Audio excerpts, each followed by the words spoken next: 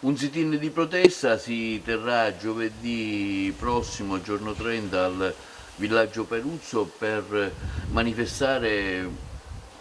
in merito al fatto che per la prima volta dopo tantissimi anni al villaggio Peruzzo non si svolgerà la Via Crucis. Sì, la processione che abbiamo del Venerdì Santo non verrà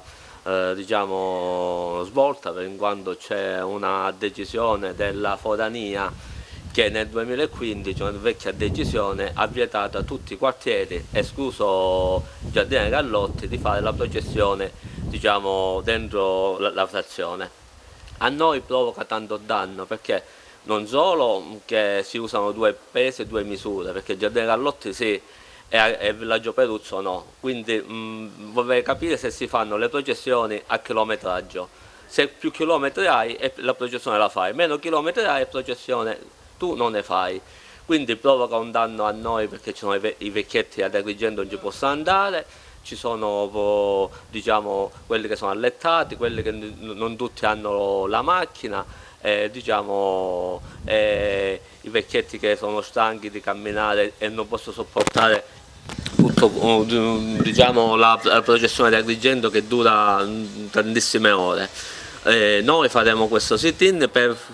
diciamo, se il vescovo sensibilizzare il vescovo ancora siamo in tempo a accontentare la frazione del villaggio Peruzzo, anche come accontentata quella del Giardino Gallotti, perché nella nostra processione si prega veramente, perché noi abbiamo 800.000 persone che vengono alla processione del villaggio Peruzzo, quindi è più importante andare a riempire la processione di Agrigento o fare pregare le persone.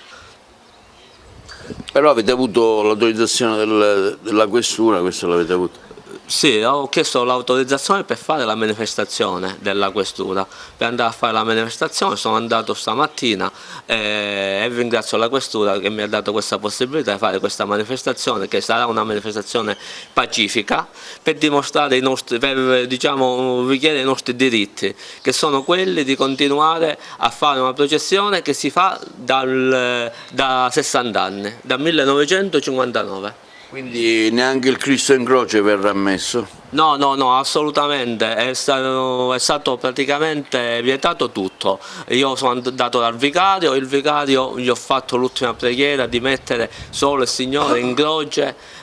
diciamo, farci accontentare, farci vivere questo momento. Prima c'era stata un'apertura e poi proprio si è rotto diciamo, tutte le possibilità di farlo. Quindi lanciamo un appello affinché magari ecco, ci sia una maggiore apertura, no? Certo, lancio l'appello, chissà vogliono rivedere questa posizione, perché tra l'altro è una posizione, la Forania fanno parte tutti i sacerdoti di tutte le parrocchie, quindi conoscono poco la realtà del villaggio Peruzzo, quindi mi appello al Vescovo.